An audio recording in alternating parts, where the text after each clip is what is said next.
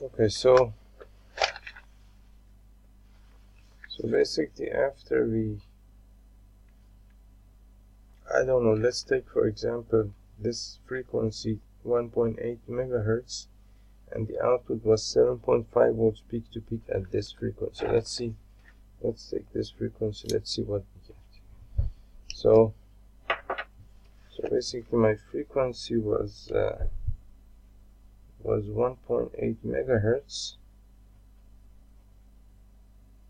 and the V of in was equal to 10 volts peak to peak. V of out was 7.5 volts peak to peak. The value of my resistor was 990 ohm, and the value of the L was equal to 100 microhenry. Okay, if you want to calculate V of out there, and that's in that circuit, V of out was equal to R over Z times V of in. Now Z is equal to the square root of X of L squared plus R squared, and X of L was equal to 2 pi FL, which is equal to 2 pi times F, which is 1.8 megahertz, 1.8 into 10 raised to the power 6 hertz, times L, which is 100 microhenry, times 100 into 10 raised to the power negative 6 Henry, and that is equal to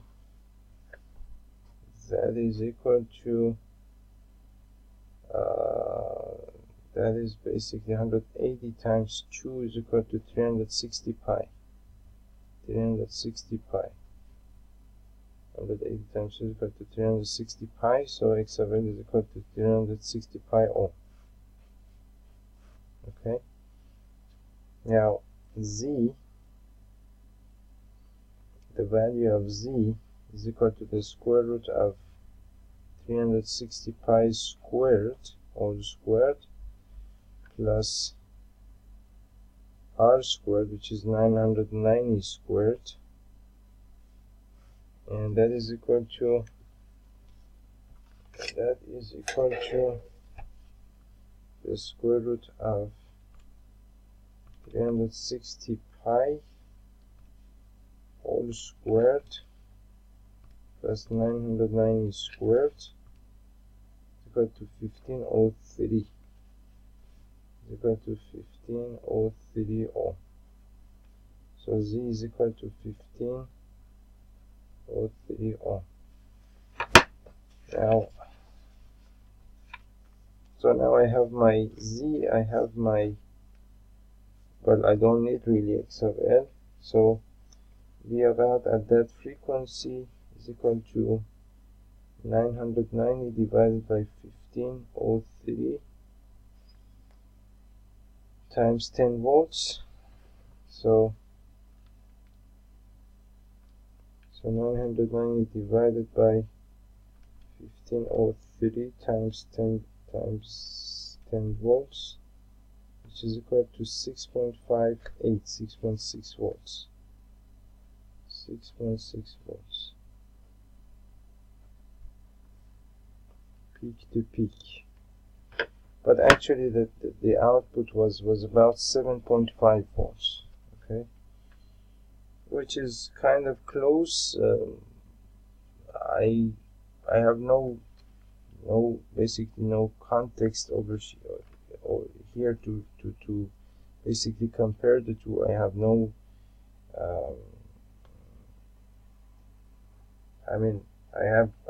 yet I have no reference in my mind for these inductor circuits, so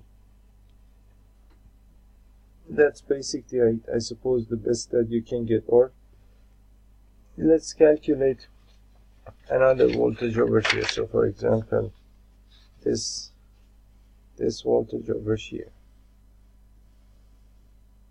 Of course, over here the problem here again is that the basically the input signal was no perfect sine wave. So I mean the reading, I mean the calculation might actually be wrong, because the whole calculation is based off of a sine wave, and the signal that we had was actually a kind of a distorted, deformed sine wave. So, but let's try this one as well. Let's see what we get. So let's say that the frequency was 9 megahertz, and the same actually goes for this one as well, because I suppose even when the sine wave is not distorted on this signal generator, that the sine wave is actually no perfect sine wave.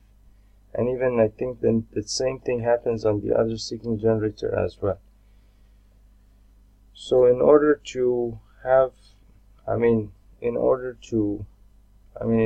for the calculation to be as close to the actual value as close as possible, I think we need a better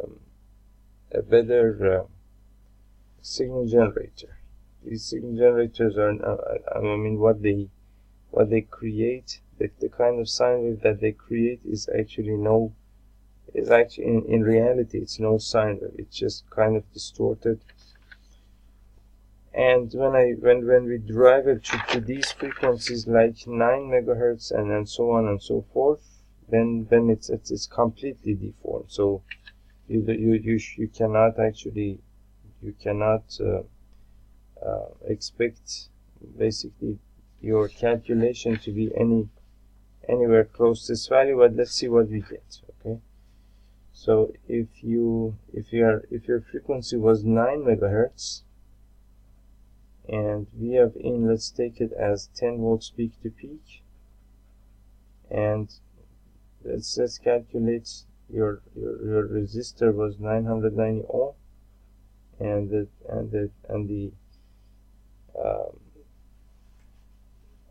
and moreover, another problem that we have is basically the value of that inductor. I actually don't really know the value of that inductor. I mean, the value of the inductor, the value written on the inductor is 100 microhenry written on it. But, well, of course, in order to do such a thing, you need an inductor meter in order to measure the exact value on this particular inductor, and then use that value in your calculation, not the typical value, not the generic value written on the inductor. So I take the value of the inductor as 100 microhenry,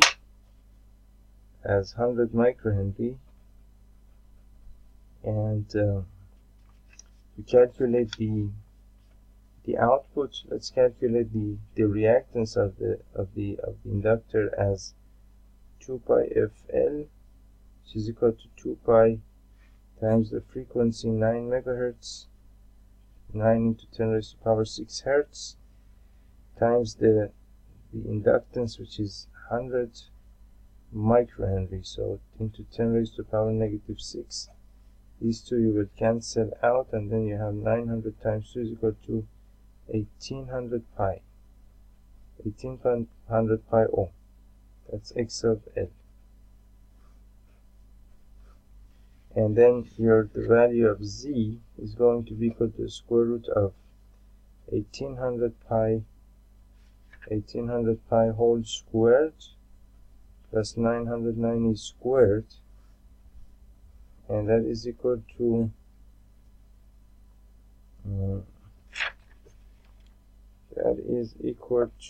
the square root of 1800 pi whole squared plus 990 squared is equal to 5740.8.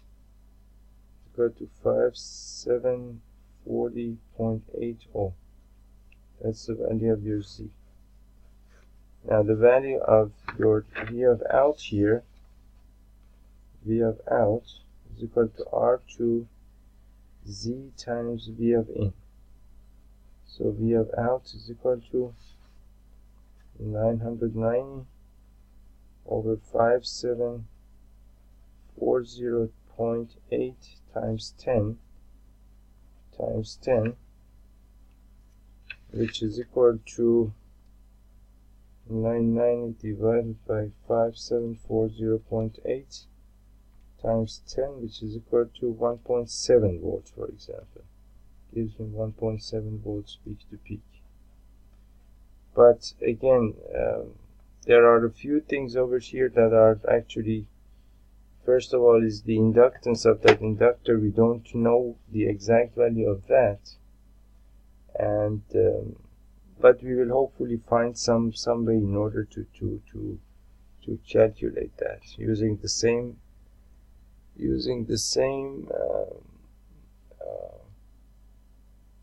basically the same test equipment that we currently have. I mean, the closest that we can get to the actual value, Now, so one more thing that we can calculate here is the phase shift. Okay, and in order to calculate that, so the phase shift we read on the oscilloscope at 966,000 hertz, or at 9.9 at about 0.9966 megahertz, or at 966 kilohertz. The input was leading the output by 48.46 degrees. Okay, so let's see if we can get that in calculation. So basically the phasor diagram related to this circuit is basically, here you have your V of L, the voltage across the inductor. Here is your voltage across the resistor. Here's your V of in, which is basically the input voltage, and this is the theta, and basically we have some formulas for calculating theta as well, and that's basically that. Now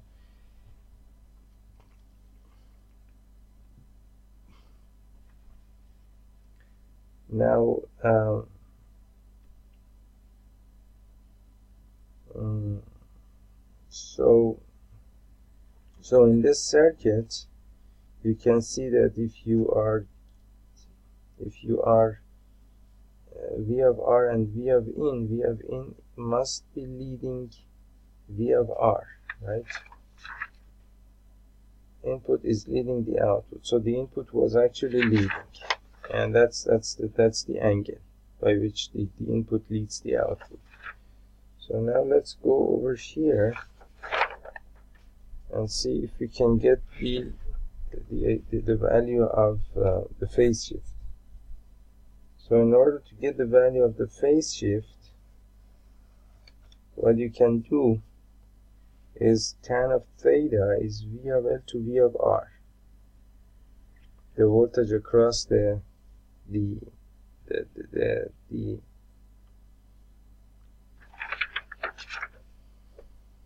inductor over the voltage across the resistor.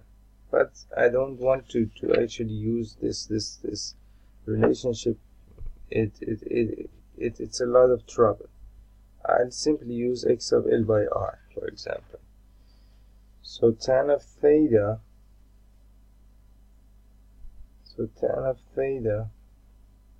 is equal to X of L by R, right? So X of L over here was equal to, we have to get that at some frequency. So X of L is basically equal to 2 pi FL.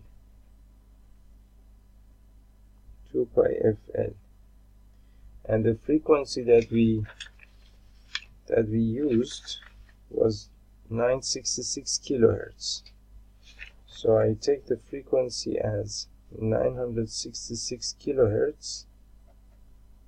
Okay, and at this frequency, if I calculate x of L, it's going to be 2 pi fL. So it's equal to 2 pi times f, which is 966 into 10 raised to power 3 hertz, times L, which is 100 microhenry. So that's 100 into 10 raised to power negative 6 Henry. So you can simplify this 10 raised to power negative 3, and then that's 10 raised to the power negative 1, and that is 96.6. That is 2 pi times 96.6, and this will be cancelled out. So that's actually 96.6 times 2 pi is equal to 966 by 5 pi. 966 by 5 pi, and that is in ohm. Okay, and your R is equal to 990 ohm. So your tan of theta is equal to x of L, which is 966 by 5 pi over R, which is 990. So your theta is going to be equal to the tan inverse of this fraction over here, this whole fraction over here, and if you calculate that, you will get tan inverse of 966 divided by 5 times pi over 990, and close this, and then get 31.5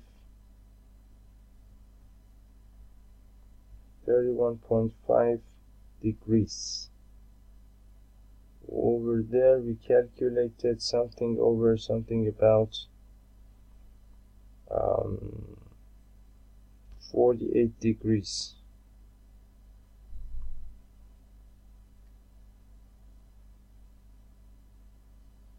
Something was wrong with this experiment.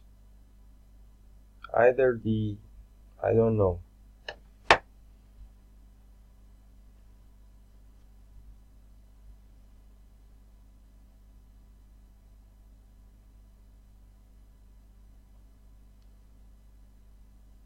Something was wrong with this experiment. I mean, it's kind of, everything is kind of off by 10-20%, but that's okay. I mean, that's not the problem. We get the overall basically behavior of the circuit. We got the overall behavior of the circuit, but something was wrong in this experiment. That I can tell. What that exactly was either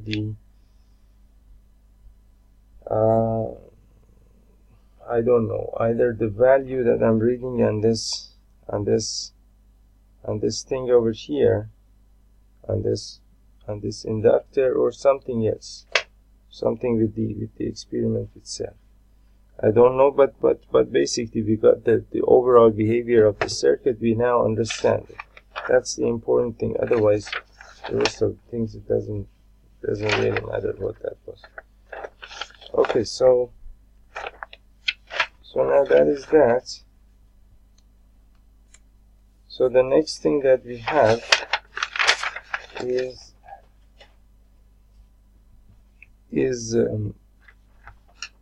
basically the high pass filter.